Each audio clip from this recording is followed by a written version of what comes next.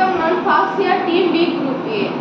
அறிவியல் அறிவு மட்டும் ஒரு மனிதனை முழுமையாக்காது. அதை சுமந்து செல்லும் மனித பண்பு தான் அவனை சமூகத்துல உயர்த்தும். அதனால இன்னைக்கு குமரி அறிவியல் பேரவை இளம் விஞ்ஞானி நிகழ்ச்சியிலிருந்து மனித பண்புகள், அதாவது ஹியூமன் பிஹேவியரை பத்தி என் குடும்பத்தார்களுடன் ஒரு உரையாடலை பேச வந்திருக்கிறேன். எனக்கு அவை நாகரீகத்தை பத்தி கொஞ்சம் சொல்லி கொடுப்பியா? அவை நாகரீகங்கிறது நம்ம அமைதியா இருக்கணும். நீங்க 2-3 பேர் சேர்ந்து பேசுறது, சத்தம் போடுறது, சிரிக்கிறது, இதெல்லாம் அவை நம்ம அவையில நம்ம பண்றது ரொம்ப தவறான செயல். அமைதியா இருந்து அவையில என்ன நடக்குது, ஏதாவது பேசுறாங்களா அதை கவனிக்கிறது, நோட்ஸ் எடுக்கிறது, அப்புறம் கொஸ்டின் கேட்டா ஆன்சர் பண்றது. நம்ம அதுல ஈடுபாடா இருக்கோங்கிறது எப்போ தெரியும்? நம்ம அந்த அவையில நம்ம பேசுறத வச்சுதானே அவங்க கேட்கறதுக்கு ஆன்சர் பண்ணணும். அப்ப நம்ம கவனிக்காம பேசிட்டே இருக்கிறது நமக்கு அவையை கவனிக்காட்டி அவங்க கேட்கிற கொஸ்டினுக்கும் ஆன்சர் தெரியாது. அதனால நம்ம தான் பாதிக்கப்படுவோம். ஏன்னா அவையில என்ன நடந்துன்னு கேட்டா நமக்கு பதில் சொல்ல தெரியாது. ஏன்னா நம்ம தான் கவனிக்கலையே. அதை நம்ம அந்த அவை கூட அமைதியா இருந்து அங்க என்ன நடக்குது கேதர் பண்ணணும். கேதர் பண்ணி நோட்ஸ் எடுத்து, அந்த நோட்ஸ் எடுக்கிறது எப்படின்னா நிறைய எடுக்காம தேவையான பாயிண்ட்ஸ் மட்டும் எடுத்து நம்ம அதை எடுத்துக்கணும். இப்போ திருவள்ளுவர் என்ன சொல்லியிருக்காரு?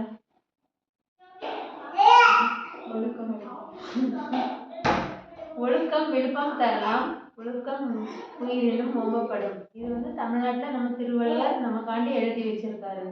இதை மாதிரி 360 திருக்குறள்கள் எழுதியிருக்காரு. ஒவ்வொன்றும் நம்ம ரொம்ப சிந்திச்சு படிக்க வேண்டிய குறள்கள். அந்த காலத்துல அவ்வளோ அறிவுபூர்வமா திருவள்ளுவர் எழுதியிருக்காருன்னா அப்பவே நம்ம அவை நாகரிகத்தை பத்தி அந்த பழங்கால தமிழர்கள் அவ்வளோ அறிவுபூர்வமா இருந்திருக்காங்க. அப்போ அந்த தமிழர் இதுல நம்மளும் அதை மாதிரி வாழ்ந்து காட்டணும். நாகரிகம் தெரிஞ்சு வாழ்ந்து காட்டணும். அப்புறம் நான் சின்ன வயசுல பந்திக்கு முந்து படைக்கு பிந்து அப்படின்னு சொன்னாங்க. அந்த பழமொழி பத்தி கேட்டாரு சார். நாங்க என்ன சொன்னோம்?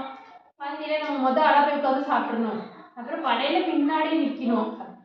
ஆனா எங்க தமிழ் சார் சுப்பிரமணிய சார் என்ன சொன்னாருன்னா, பந்திக்கு முந்துன்னா இப்போ ஒரு கல்யாண வீட்டுல ஒரு பெரிய மனுஷங்களாம் வராங்க.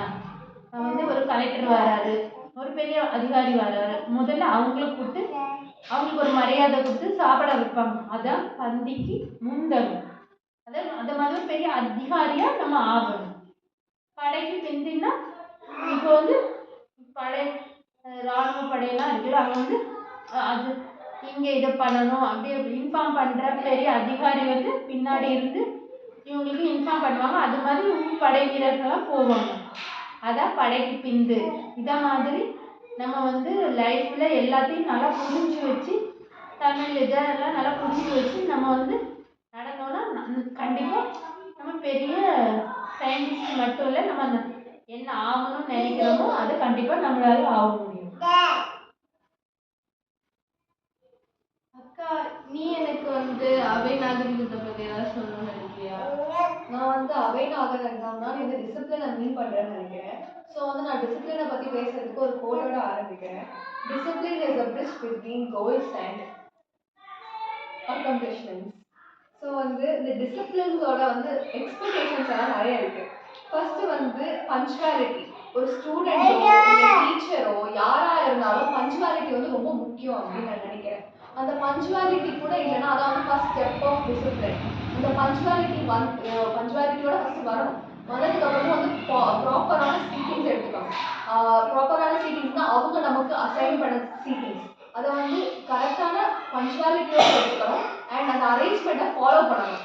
யார் நமக்கு அந்த அரேஞ்ச்மெண்ட்டை கொடுத்து அவங்கள டிஸ்ரெஸ்பெக்ட் பண்ற மாதிரி எப்பவுமே நடந்துக்கூடாது. குவைட் அண்ட் அட்டென்டிவா இருக்கணும் அப்படின்னு நினைக்கிறேன். ஃபர்ஸ்ட் அமைதியா அவங்க பேசுறத ஃபர்ஸ்ட் அவங்க இருக்கணும். அப்புறம் அட்டென்டிவா இருக்கணும். அவங்க பேசுறத கவனிக்கணும். அவங்க நமக்காக தான் பேசுறாங்க அப்படிங்கிறத புரிஞ்சுக்கணும். அவங்க பேசுறதுல உனக்கு நீ என்ன கத்துக்கிற அப்படிங்கிறதுலாம் விஷயமே இருக்கு. அதுக்காக தான் நீ அங்க வந்திருக்க. அப்புறம் ரெஸ்பெக்ட்ஃபுல் பிஹேவியர். அவங்க பேசிட்டு இருக்கும் போது நீங்க உன் ஃப்ரெண்ட்ஸ் பேசுற, நான் அவங்க டிஸ்டர்ப் பண்ணல, நீ உன் ஃப்ரெண்ட்ஸ் தான் பேசுற அப்படின்னு சொன்னாலுமே அது அவங்க டிஸ்ரெஸ்பெக்ட் பண்றதா தான் அர்த்தம். ஏன்னா அவங்க பேசிட்டு இருக்கும்போது நீ கவனிக்கல, அவங்க உனக்காக தான் பேச வந்திருக்காங்க. அதனால ஒரு ரெஸ்பெக்ட்ஃபுல் பிஹேவியரை அங்க நீ மெயின்டைன் பண்ண ட்ரை பண்ணணும். அப்புறம் வந்து இதில் 3 SS இருக்கு. இந்த டிசிப்ளினை மெயின்டைன் பண்ணுறதுக்கு 3 SS இருக்குன்னு சொல்கிறாங்க. சைலன்ஸ், ஸ்டாச்சர், அப்புறம் silence, stature and spirit. Silence, ஒரு இடத்துக்கு நீ போய் உட்காந்துருக்க, ஒரு அசம்பிளியில் இருக்கியோ, ஒரு ஹாலில் இருக்கியோ, அங்கே இருக்கும்போது சைலன்ஸ் ரொம்ப முக்கியமான விஷயம். உன்னோட பர்சனல் லிபர்ட்டிக்காக உன்னால் சோஷியல் கான்ட்ராக்டை எப்பவுமே பிரேக் பண்ண முடியாது. அப்புறம் வந்து ஸ்டாச்சர், நீ உனக்கு கொடுத்த இடத்துல நீ வந்து அவங்க நிற்க சொல்கிறாங்களோ இல்லை உட்கார சொல்கிறாங்களோ, நீ கொடுத்த இடத்துல நீ இருக்கணும். அவங்க வந்து அவங்க சொல்லாத விஷயத்தெல்லாம் பண்ணுற உரிமை உனக்கு கிடையாது. அப்புறம் ஸ்பிரிட், ஒரு நேஷனல் ஆந்தமோ இல்லை அசம்பிளியோ நடக்குது அப்படின்னா வந்து அந்த இடத்துல வந்து ஒரு அமைதி வந்து மெயின்டைன் பண்ண வேண்டியது உன் பொறுப்பு. அங்கே தான் வந்து உன் யூனிட்டியை வந்து அவங்க புரிஞ்சுப்பாங்க. ஒரு ப்ரேயரோ இல்லை மெடிடேஷனோ நடக்குதுன்னா அங்கே வந்து ஒரு காமான ஒரு என்விரான்மெண்ட்டை மெயின்டைன் பண்ணுறதும் வந்து உன் பொறுப்பு தான். அப்புறம் வந்து ஒரு அனௌன்ஸ்மெண்ட் ஏதாவது சொல்கிறாங்க, ஒரு டீச்சரோ இல்லை பிரின்சிபலோ வந்து அனௌன்ஸ் பண்ணுறாங்க அப்படின்னா அந்த இன்ஃபர்மேஷனை வந்து எடுத்துக்கணும். நீ எடுத்துக்கிறதுக்கு அதை பொறுமையாக அமைதியாக கேட்கணும். அந்த இன்ஃபர்மேஷன் வந்து அது உனக்கு முக்கியமாக கூட அமையலாம். அப்புறம் பெர்ஃபார்மன்ஸ், அவங்க வந்து கொடுக்குற அட்ரஸஸோ அனௌன்ஸ்மெண்ட்ஸையும் வச்சு ப்ரெசன்டேஷனில் வந்து பெர்ஃபார்மன்ஸ் நீ பண்ணலாம். அதை பண்ணுறதுனால தான் வந்து இந்த மாதிரி பார்ட்டிசிபேஷனால தான் வந்து உனக்கு கான்ஃபிடென்ஸ் வந்து பூஸ்ட் ஆகும். அவங்க வந்து இப்படி ஒரு பார்ட்டிசிபேட் சொல்ல கேட்குறாங்க அப்படிங்கிறதுக்கு அவங்க வார்த்தையை மதிக்கிறதுக்காகவாவது நீ பார்ட்டிசிபேட் பண்ணணும். நான் வந்து என்ன சொல்லி முடிக்கிறேன்னா, இந்த டிசிப்ளின்ங்கிறது வந்து தானாக வரது கிடையாது, நம்ம தான் சூஸ் பண்ணுறோம் அதை. ஸோ வந்து நம்ம வந்து அதை சூஸ் பண்ணி அதில் பெஸ்ட்டாக இருக்க ட்ரை பண்ணணும் அப்படின்னு சொல்லுவேன். மாமி, நீங்க எனக்கு ஏதாவது அவை நாகரிகத்தை பற்றி சொல்லி கொடுக்கணும்னு நினைக்கிறீங்களா? பொறுமை கடலோட பெருசு. நீங்க எவ்வளவு அமைதியா பொறுமையா இருக்கீங்களோ எல்லாமே சந்திக்கலாம். எவ்வளவு பொறுமையா அமைதியா இருக்கீங்களோ கடலோட பெருசு. பொறுமையா கடல் பெருசு. அது எவ்வளவு நீங்க பொறுமையா அமைதியா இருக்கீங்களோ எல்லாமே சந்திக்கலாம். நஜ்லாக்கா, நீங்க எனக்கு அவை நாகரிகத்தை பற்றி ஏதாவது சொல்றீங்களா? அவை நாகரிகம்ன்றது வந்து ஒரு சபையில் நம்ம இருக்கிறத பொறுத்து இருக்குது. அதில் வந்து ஒழுக்கங்கிறது ரொம்ப முக்கியம். ஒருத்தங்க பேசிகிட்டு இருக்கும்போது ஒருத்தங்க பேசிகிட்டு இருக்கும்போது நம்ம இடையில பேசக்கூடாது. அவங்க சொல்கிறது என்னன்னு முதல்ல கேட்டு முடிச்சுட்டு நம்மளோட சஜஷனை நம்ம சொல்லலாம். அவங்க பேசுறதை சொல்லி முடிச்சதுக்கப்புறம் நம்ம சொல்லலாம். ஒன்று.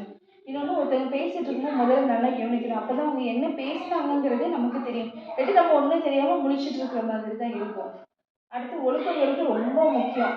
சரியான பேசிகிட்டு இருக்கிறாங்க எடுக்கிறாங்கன்னு சொல்லிட்டு நம்ம பாட்டுக்கு கதை பேசுறதோ இல்லை ஏதாச்சும் மைண்ட் பண்ணாமல் இருக்கிறதோ அப்படி இருக்காமல் அவங்க பேசுகிறதுக்கு வச்சுக்கிட்டே இருந்துட்டு பொறுமையாக இருக்கணும், அமைதியாக இருக்கணும். அதுதான் ரொம்ப முக்கியம்.